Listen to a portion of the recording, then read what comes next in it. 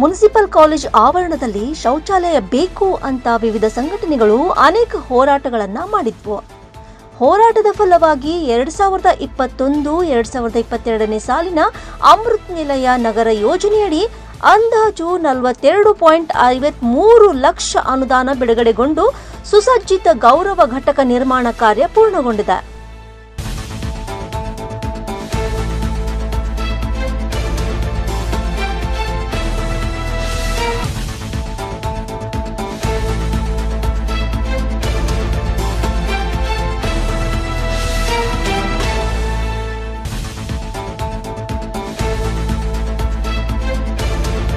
ಆದರೆ ಕಟ್ಟಡ ನಿರ್ಮಾಣಗೊಂಡರೂ ಕೂಡ ಮುನ್ಸಿಪಲ್ ಪ್ರೌಢಶಾಲೆ ಮತ್ತು ಪದವಿ ಪೂರ್ವ ವಿದ್ಯಾರ್ಥಿಗಳಿಗೆ ಹಾಗೂ ಸಾರ್ವಜನಿಕರಿಗೆ ಯಾವುದೇ ಉಪಯೋಗ ಇಲ್ಲದಂತಾಗಿದೆ.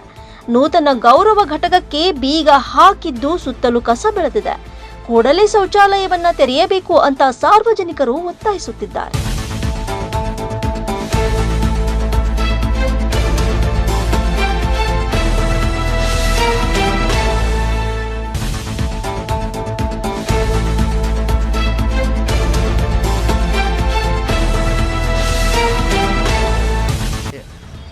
ನಿರ್ಮಿತಗೊಂಡಂಥ ಈ ಶೌಚಾಲಯಕ್ಕಾಗಿ ಹಿಂದೆ ಪ್ರತಿಭಟನೆ ಭಾಳ ನಡೆದಿದೆ. ಯಾಕಂದರೆ ಈಗಿನ ಕಾಲದಲ್ಲಿ ಈ ಒಂದು ಕಾಲೇಜ್ಗೆ ಆಗಿರ್ಬೋದು, ಈ ಒಂದು ಹೈಸ್ಕೂಲ್ಗೆ, ಮುನ್ಸಿಪಲ್ ಹೈಸ್ಕೂಲ್ ಆ್ಯಂಡ್ ಕಾಲೇಜ್ಗೆ ಶೌಚಾಲಯ ಅವಶ್ಯಕತೆ ಭಾಳ ಇತ್ತು. ಆದ ಕಾರಣದಿಂದ ಈಗ ಅದು ನಿರ್ಮಿತಗೊಂಡಿದೆ.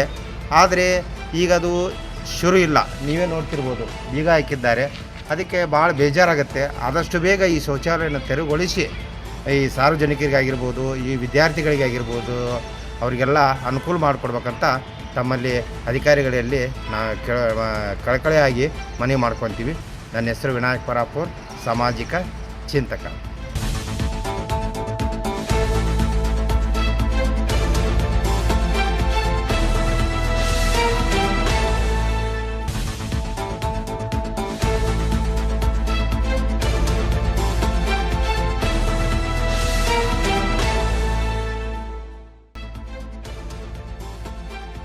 Rise of news Gadag.